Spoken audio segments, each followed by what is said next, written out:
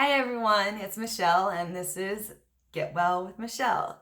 So just bear with me. I'm going to be reading a lot out of my handy dandy notebook today because there are a lot of facts and statistics that I want to get out and I want to make sure I get them right. So I've written them down. So I would just like, before we get started, I would just like to mention that this episode can be triggering. I'm going to be talking a lot about depression and suicide.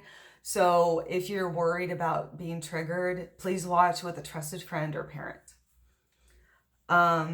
And so for today's quote is, I have never met a man so ignorant that I couldn't learn something from him. And that is by Galileo Galilei. Depression is defined as a mood disorder that causes persistent feeling of sadness and loss of interest.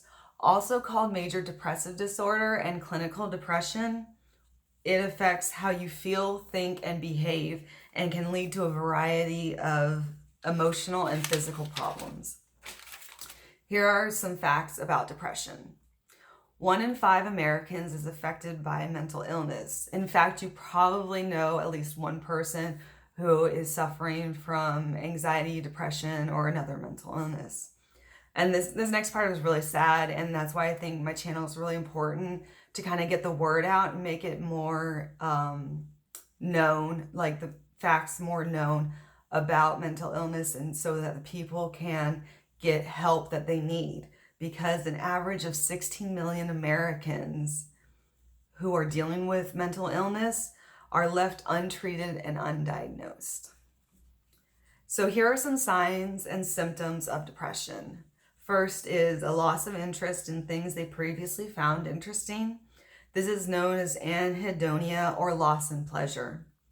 Sleep difficulties or insomnia. It can either show as trouble falling asleep or trouble staying asleep or even both.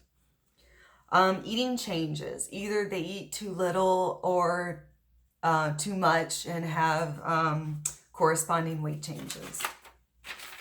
Next is anger and irritability. Ordinary obstacles and challenges that come up through the day can become more difficult and can lead to frustration. Expressing negative thoughts. Someone suffering from this may come across as pessimistic. This next one is a big one, suicidal thoughts. These thoughts may come across as passive or active. For example, a passive thought would be like,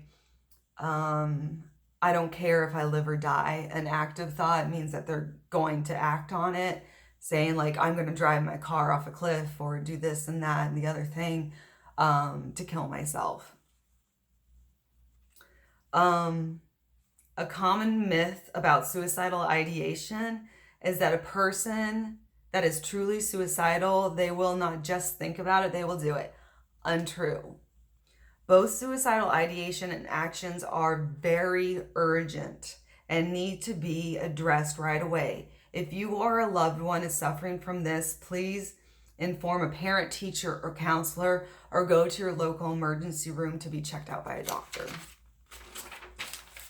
So the next thing is loss of confidence in oneself. Depressed people often feel poorly about themselves and their future. Although depression can manifest itself in many ways, I believe these are the main symptoms. There are more comprehensive lists online if you want to go and check those out. If you detect one or more of these symptoms in yourself or a friend, you should encourage counseling and treatment with a qualified person. It can be comforting to the depressed person if you show support and even offer to accompany them to consultation. The worst thing to do is stay silent, especially if they are suffering from suicidal ideation or self-harm. I wanted to bring this next part up because my mom was actually a high school teacher, and because I'm not really proud of this, but kind of, but because of my mental illnesses and what she has seen in me, she's been able to recognize it in her students and was able to get those students help. If you are a teacher, it is important to pay attention to your students that might be suffering from depression and point them in the direction of receiving help. It can be uncomfortable to address this, but you are not helping them by staying silent. A few ways to tell if a student is suffering from depression are as follows.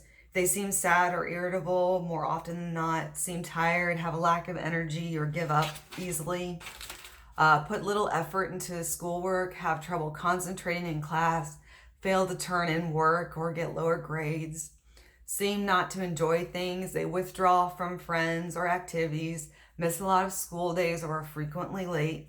And there can also be noticeable self-harm, such as cuts or burns, etc. Of course, these symptoms can also occur in students that are having difficulty at home. However, it is still important to recognize the signs and symptoms early so that the student can receive help as soon as possible.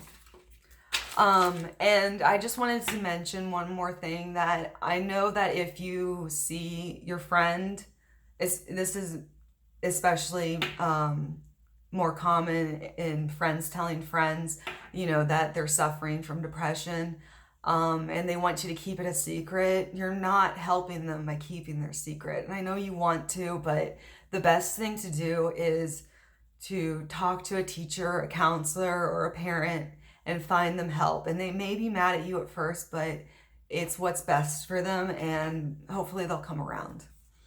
All right, that's all I have for today. Remember, I am not a healthcare professional. Everything I have mentioned is just my opinion, my experience, and research I've done. If you believe you or a loved one is in danger of themselves or others, please call the suicide hotline or take them to your local emergency room.